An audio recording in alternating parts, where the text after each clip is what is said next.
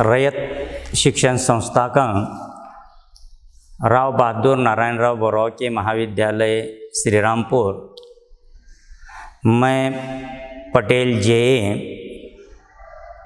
इसी महाविद्यालय में मैं कनिष्ठ महाविद्यालय में हिंदी विषय का अध्ययन करता हूँ। आज जो है छात्रों, मैं आपके सामने एक ऐसी विधा जिसको हम निबंध कहेंगे, इस विधा के एक पाठ को जो है कि आपके सामने लेकर आया हूँ, जिसका नाम है पाप के चार हथियार, जिसके लेखक हैं कन्हैयालाल मिश्र प्रभाकर। अब देखिए कि किसी भी पाठ को देखने से पहले या उसका अध्ययन करने से पहले हमको लेखक का परिचय करना ज़रूरी होता है। तो पहले हम लेखक का परिचय देख लेंगे। कन्हैयालाल मिश्र जी का जन्म 26 सितंबर 1906 में उत्तर प्रदेश के देवबंद में हुआ। कन्हैयालाल मिश्र प्रभाकर हिंदी के कथाकार, निबंधकार, पत्रकार और स्वतंत्रता सेनानी के रूप में जो है कि हमारे सामने आते हैं। लेखक ने जो पत्रकारिता की, उस पत्रकारिता में स्वतंत्रता के स्वर को जो है कि ऊंचा उठाया। कन्हैयालाल मिश्र प्रभाकर ने जितने भी निबंध लिखे, उन निबंधों में भारतीय चिंतन धारा को जो है कि प्रकट किया है। इनकी भाषा जो है कि सहज, सरल और मुहावरेदार है, जो कथ्य को दृश्यमान और सजीव बना देती है। तत्सम शब्दों का प्रयोग भारतीय चिंतन मनन को अधिक प्रभावशाली बनाता है। और ऐसे इस महान लेखक की मृत्यु जो है सन 1995 में हुई। अब यहाँ जो पाठ है हमारा, इस किस विधा का है और उस विधा का परिचय भी हमें होना चाहिए। अब यहाँ पर जो पाठ है वह निबंध विधा से है। और निबंध किसे कहा जाता है? तो निबंध का अर्थ है विचारों को भाषा में व्यवस्थित रूप से बांधना। हिंदी साहित्य शास्त्र में निबंध को गद्य की कसौटी माना गया है। निबंध विधा जो परंपरागत है, निबंध विधा में जो पारंगत है, वह गद्य की अन्य विधाओं को सहजता से लिख सकता है। निबंध विधा में वैचारिकता का अर्थ अधिक महत्व होता है तथा विषय को प्रखरता से पाठकों के सामने रखने का सामर्थ्य जो है इस विधा में होता है। अब पाठ का परिचय देखिए कि यहाँ पर जो पाठ है पाप के चार हथियार, प्रत्येक युग में जो है कि विचारों को, दार्शनिकों, संतों, महापुरुषों ने पाप, अपराध, दुष्कर्मों से मानव जाति को मुक्ति दिलाने का परिचय किया है, प्रयास किया है। परंतु विडंबना यह है कि आज भी विश्व में अन्याय, अत्याचार, भ्रष्टाचार, पाप और दुष्कर्म का बोलबाला है। मनुष्य जाने अनजाने में इन्हीं का समर्थक बना हुआ है। यानी ये सब पता है कि पाप या कोई ऐसा गलत काम करना, अपराध करना यह पाप है। इसके बावजूद भी जो है कि आज जो है कि समाज में पाप दिन ब दिन बढ़ता जा रहा है। और इस पाप को या लोगों को समझाने के लिए अलग अलग कालों में जो है कि संतों ने, महापुरुषों ने जो है कि जन्म लिया है। मगर समाज जो है कि संतों, महापुरुषों की जयंती मनाता है, उनकी जय जयकार करता है, उनके स्मारकों का निर्माण करता है, परंतु उनके विचारों को आचरण में नहीं उतारता। और यही सबसे बड़ी विडंबना है हमारी अपनी। और इसी बात को लेखक ने अपने चिंतन के आधार पर इस प्रश्न का उत्तर खोजने का प्रयास जो है कि इस निबंध में यानी पाप के 4 हथियार में किया है। अब देखिए संक्षिप्त में जो है कि मैं यहाँ पर इसको पढ़ रहा हूँ। देखिए जॉर्ज बर्नार्ड शॉ का एक पैराग्राफ मैंने पढ़ा है, वह खुद अपने ही संबंध में है। मैं खुली सड़क पर कोड़े खाने से इसीलिए बच जाता हूँ कि लोग मेरी बातों को दिल्लगी समझकर उड़ा देते हैं। बात यूँ है कि मेरे एक शब्द पर भी वे गौर करें तो समाज का ढांचा डगमगा उठे। देखिए कि जॉर्ज बर्नार्ड शॉ, अब जॉर्ज बर्नार्ड शॉ जो हैं कि एक बड़े विचारक हैं, प्रसिद्ध नाटककार हैं, जिनके साहित्य को जो है कि नोबेल पुरस्कार से जो है कि सम्मानित किया गया।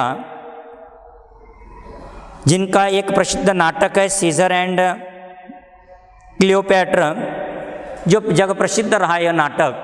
ऐसे यह बर्नार्ड शॉ, इनका एक पैराग्राफ कि वो अपने निबंध के संबंध में कह रहे हैं कि मैं खुली सड़क पर जो है कि कोड़े से इसलिए बच जाता हूँ कि लोग जो है कि मेरी बातों को दिल्लगी समझकर उड़ा देते हैं। दिल्लगी यानी मजाक समझकर। बात यूँ है कि मेरे एक शब्द पर भी वे गौर करें तो समाज का ढांचा डगमगा उठे, यानी ढांचा डगमगा उठे, यानी डगमगा उठना यानी आधार हिल जाना। वे मुझे बर्दाश्त नहीं कर सकते यदि मुझ पर हंसे नहीं। मेरी सामाजिक और नैतिक महत्ता लोगों के लिए असहनीय है। उन्हें उबाने वाली खूबियों का पुंज लोगों के गले के नीचे कैसे उतरे, इसलिए मेरे नागरिक बंधु या तो कान पर उंगली रख लेते हैं या बेवकूफ़ी से भरी हंसी के अंबार के नीचे ढक देते हैं। मेरी बात शॉ के इन शब्दों में अहंकार की पैनी धार है। यह कहकर हम इन शब्दों की उपेक्षा नहीं कर सकते क्योंकि इनमें संसार का एक बहुत ही महत्वपूर्ण सत्य कहा दिया गया है। देखिए कि अब बर्नार्ड शॉ कह रहे हैं कि लोग जो हैं कि मुझे बर्दाश्त नहीं कर सकते, यानी बर्दाश्त करना यानी न चाहते हुए भी बर्दाश्त करना, न चाहते हुए भी जो है कि उसको हमने स्वीकार कर लेना। अब यदि मुझ पर हंसे नहीं, मेरी मानसिक और नैतिक महत्ता लोगों के लिए असहनीय है। लोग हंसकर जो है कि इस बात को उड़ा देते हैं, मजाक कर लेते हैं, दिल्लगी में इस बात की ओर ध्यान नहीं देते बर्नार्ड शॉ की। उन्हें उबाने वाली खूबियों का पुंज लोगों के गले के नीचे कैसे उतरे।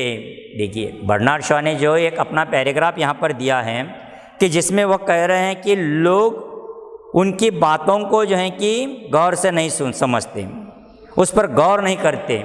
यदि उस पर लोगों ने सोचा विचार किया तो समाज का ढांचा जो है कि पूरी तरह से हिल जाएगा, मगर लोग जो हैं कि उस बात को बर्दाश्त नहीं कर रहे हैं। मेरी मानसिक और नैतिक महत्ता को लोगों के लिए असहनीय है। यानी बर्नार्ड शॉ जो कुछ कह रहे हैं वो लोगों की समझने की मानसिकता नहीं है, और इसीलिए मेरे नागरिक बंधु या तो कान पर उंगली रख लेते हैं या बेवकूफ़ी से भरी हंसी के अंबार के नीचे ढक देते हैं मेरी बात को। देखिए यानी बर्नार्ड शॉ कह रहे हैं एक तो लोग मेरी बात को दिल से मानते नहीं या समझते नहीं, या तो फिर क्या करते हैं कि बेवकूफ़ी से हंसकर जो है कि मेरी बात को टाल देते हैं। शॉ के इन शब्दों में अहंकार की पैनी धार है। देखिए पैनी यानी कठिन शब्द है, पैनी यानी तेज। देखिए यानी कि बर्नार्ड शॉ के इन शब्दों में अहंकार की पैनी धार है कि वो समझ रहे हैं कि मेरे इस साहित्य को पढ़कर लोगों के अंदर जो है कि परिवर्तन आ जाएगा, समाज का ढांचा हिल जाएगा। इस बात में जो है कि यहाँ पर लेखक कह रहे हैं कि अहंकार की एक पैनी धार दिखाई देती है। यह कहकर हम इन शब्दों की उपेक्षा नहीं कर सकते। देखिए हम यह नहीं मान सकते कि इनके बातों में अहंकार हैं, और इस बात को हम टाल नहीं सकते क्योंकि इनमें संसार का एक बहुत ही महत्वपूर्ण सत्य कह दिया है। देखिए कि बर्नार्ड शॉ ने जो है कि संसार का एक बड़ा महत्वपूर्ण सत्य जो है कि अपनी बातों में कह दिया है। कि अक्सर हम देखते हैं कि लोग किसी विद्वान की बातों को जो है कि मानने के लिए तैयार नहीं, दिल से मानते नहीं, दिल से उस पर गौर नहीं करते। परिणाम यह होता है कि वो चाहता है कि कोई समाज में ऐसा बदलाव आ जाए, समाज का ढांचा बदल जाए, मगर लोग उस पर विचार नहीं करते। तो ये बात जो है कि उन्होंने सत्य कह दी। अब देखिए संसार में पाप है, देखिए क्या कह रहे हैं कन्हैयालाल मिश्र प्रभाकर के संसार में पाप है, जीवन में दोष, व्यवस्था में अन्याय है, व्यवहार में अत्याचार, और इस तरह समाज पीड़ित और पीड़क वर्गों में बढ़ गया है। देखिए समाज में पाप है। अब देखिए हमको पाप का मतलब जो है कि बचपन से समझाया गया, इसके बावजूद भी समाज में पाप जो है कि बढ़ता ही जा रहा है। हमारे अपने जीवन में दोष हैं, व्यवस्था में अन्याय है, जो यहाँ की सामाजिक व्यवस्था है उसमें अन्याय है, व्यवहार में हमारे अत्याचार हैं, और इस तरह समाज पीड़ित और पीड़क वर्गों में बढ़ गया है। देखिए पीड़ित यानी जिसको पीड़ा पहुँचाई जाती है वह पीड़ित, और पीड़क जो पीड़ा देने वाला है। देखिए यानी जो पीड़ित हैं और पीड़क हैं, जो पीड़ा देने वाला है वह पीड़क, इन दो वर्गों में जो है कि समाज को बांट दिया गया, जिसको हम शोषक और शोषित कहेंगे। सुधारक आते हैं, जीवन की इन विडंबनाओं पर घनघोर चोट करते हैं। अब देखिए हर युग में, हर काल में जो है कि समाज सुधारक आए हैं। जो विडंबना है जीवन की या समाज में जो विडंबना है, इस विडंबनाओं पर जो है कि घोर चोट करते हैं, बातों पर प्रहार करते हैं विडंबनाओं पर, और विडंबनाएं टूटती बिखरती नज़र आती हैं, पर हम देखते हैं कि सुधारक चले जाते हैं और विडंबनाएं अपना काम करती रहती हैं। देखिए सुधारक आते हैं, समाज सुधारक, फिर समाज में जो गलत बातें हैं, गलत रीति रिवाज हैं, उस पर जो है कि अपना मत व्यक्त करते हैं, लोगों को सुधार की ओर आने का आग्रह करते हैं कि चलिए इस ओर, यह अच्छा है, यह बुरा है, इसे छोड़ दीजिए, यह जीवन, यह विडंबना है। मगर फिर भी जो है कि हम कुछ दिन तक उनकी बातों को मानते हैं, और जैसे ही सुधारक चले जाते हैं हम फिर उनकी बताई हुई बातों को छोड़ देते हैं और अपने विडंबनाएं अपना काम करना शुरू कर देती हैं। आखिर इसका रहस्य क्या है कि संसार में इतने महान पुरुष, सुधारक, तीर्थकर, अवतार, संत और पैगंबर आ चुके, पर यह संसार अभी तक वैसा का वैसा ही चल रहा है। यानी कि इसकी क्या वजह है कि संसार में इतने महान पुरुष आए, बड़े बड़े पुरुषों ने जो है कि संसार में जन्म लिया, सुधारक आए, तीर्थकर आए। देखिए सुधारक आए, हम अपने ही देश की यदि बात करेंगे तो हमारे देश में भी ऐसे कुछ रीति रिवाज थे, कुछ परंपराएं थी, कुछ गलत मान्यताएं थी कि जिससे समाज एक चक्की में पिसा जा रहा था। और इस परंपराओं से मुक्ति दिलाने के लिए, गलत परंपराओं से मुक्ति दिलाने के लिए हमारे अपने देश में भी समाज सुधारक आए, जिसमें हम एक नाम ले सकते हैं कि राजा राम मोहन राय, कि इन्होंने समाज में परिवर्तन लाने की कोशिश की। तीर्थकर आए, देखिए जैसे जैन मुनियों के 24 उपास्य मुनि जो हैं यह भी आए। अवतार आए, देखिए अवतार यानी हिंदू धर्म की मान्यताओं के अनुसार जो है कि भगवान ने जो है कि अवतार धारण किए हैं, 10 अवतार लिए हैं भगवान ने, जिसमें पहला अवतार है मत्स्य अवतार, दूसरा है कूर्म अवतार, तीसरा है वराह अवतार, चौथा है नरसिंह अवतार, पांचवा है वामन अवतार, छठा है परशुराम अवतार, सातवां है राम अवतार, आठवां है कृष्ण अवतार, नौवां है बुद्ध अवतार, और 10वां अवतार जो है कि जिसको हम कल्कि अवतार कह रहे हैं, कि जो अब चल रहा है यह काल, ऐसे हमारी अपनी मान्यता है।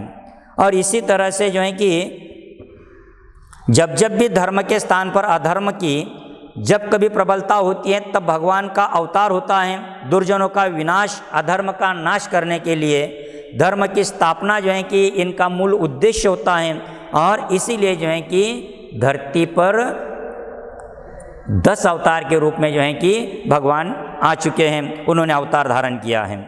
संत आए, देखिए हमारे अपने ही हिंदुस्तान में कितने महान संत होकर गए।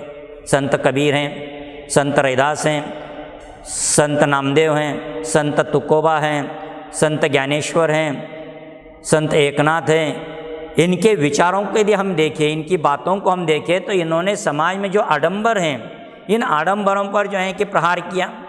ये गलत हैं, ये झूठ हैं। ईश्वर का मार्ग यानी ईश्वर को पाने का मार्ग अलग है। समाज के रीति रिवाजों पर जो है कि प्रहार किया, मगर हमने उनके जाने के साथ में उनके विचारों को छोड़ दिया। पैगंबर आ चुके थे, देखिए बड़े बड़े पैगंबरों ने जन्म लिया, और पर यह संसार अभी तक वैसा का वैसा ही चल रहा है।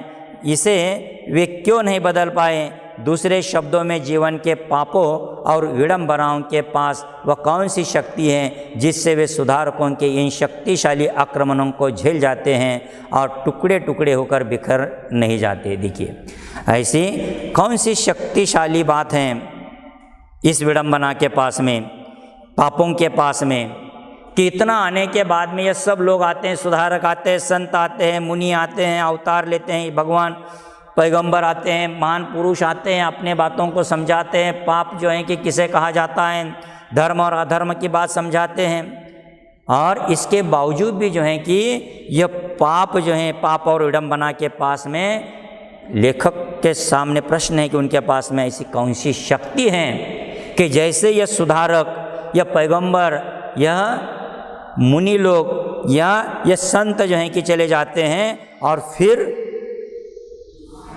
यह पाप और विडंबन जो है कि फिर दुनिया पर हावी हो जाता है, न कि कभी भी पाप और विडंबन जो है कि टुकड़े टुकड़े होकर बिखरा नहीं है। शॉ ने इसका उत्तर दिया है कि मुझ पर हंसकर और इस रूप में मेरी उपेक्षा करके वे मुझे सह लेते हैं। यह मुहावरे की भाषा में सिर झुकाकर लहर को ऊपर से उतार देना है। देखिए, सिर झुकाकर लहर को ऊपर से उतार देना का अर्थ है कि संकट को गुजार देना, सिर झुकाकर जो है कि संकट को अपने ऊपर से गुजार देना। देखिए, यानी इस मुहावरे की तरह है। शॉ ने इसका उत्तर दिया है कि मुझ पर हंसकर और इस रूप में मेरी उपेक्षा करके वे मुझे सह लेते हैं। यह मुहावरे की भाषा में सिर झुकाकर लहर को ऊपर से उतार देना है। शॉ की बात सच है, पर यह सच्चाई एकांगी है। सत्य इतना ही नहीं, पाप के पास 4 शस्त्र हैं। पाप के पास 4 शस्त्र हैं जिससे वह सुधारक के सत्य को जीतता या कम से कम असफल करता है।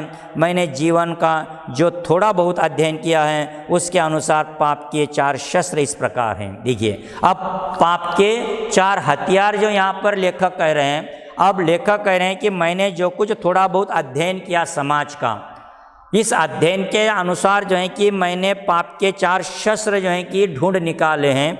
वो शस्त्र कौन से हैं? देखिए, अब पहला शस्त्र है उपेक्षा, दूसरा शस्त्र है निंदा,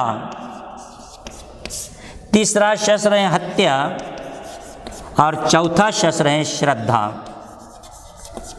अब ये 4 शस्त्र जो हैं कि इस पाप के हथियार हैं। देखिए, उपेक्षा, निंदा, हत्या और श्रद्धा, ये 4 शस्त्र जो हैं कि इस पाप के पास में हैं। और सुधारक पापों के विरुद्ध विद्रोह का झंडा बुलंद करता है तो पाप को उसका प्रतिनिधि पापी समाज उसकी उपेक्षा करता है, उसकी ओर ध्यान नहीं देता और कभी कभी कुछ सुन भी लेता है तो सुनकर हंस देता है, जैसे वह किसी पागल की बड़बड़ाहट हो, प्रलाप हो। इन क्षणों में पाप का नारा होता है, अरे छोड़ो इसे और अपना काम करो।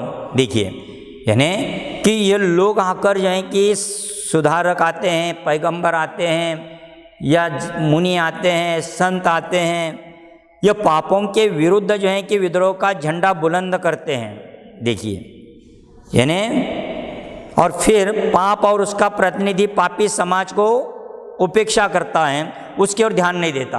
यानी सुधारक जो है कि विद्रोह करता है पाप के विरोध में, समाज के रीति रिवाज के विरोध में, मगर यह पाप के जो प्रतिनिधि हैं पापी समाज, उनकी बातों की उपेक्षा करता है, उसकी ओर ध्यान नहीं देता और कभी कभी कुछ सुन भी लेता है तो सुनकर हंस देता है कि अरे छोड़ो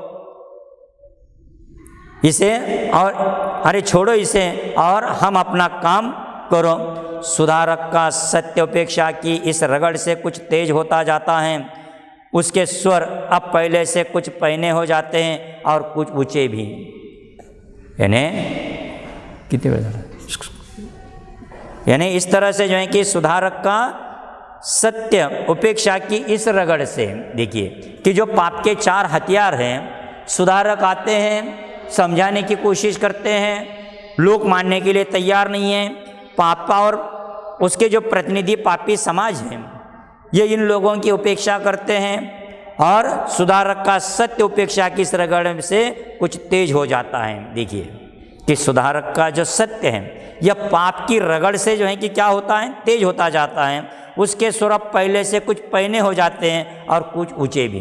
यानी यह सुधारक जो है कि दिल के गहराई से जो है कि लोगों को इस उसकी अपनी सत्य बातों की ओर जो है कि आने के लिए कहता है।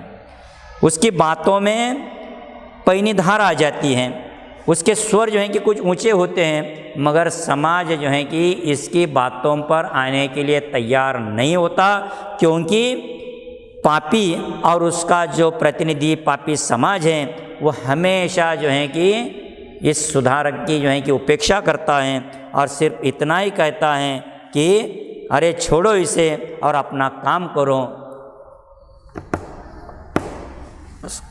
यानी इस तरह से जो है कि आप इस पापी हथियार का अगला हिस्सा जो है, शेष भाग जो है कि हम आने वाले तासिका में देखेंगे। जय हिंद।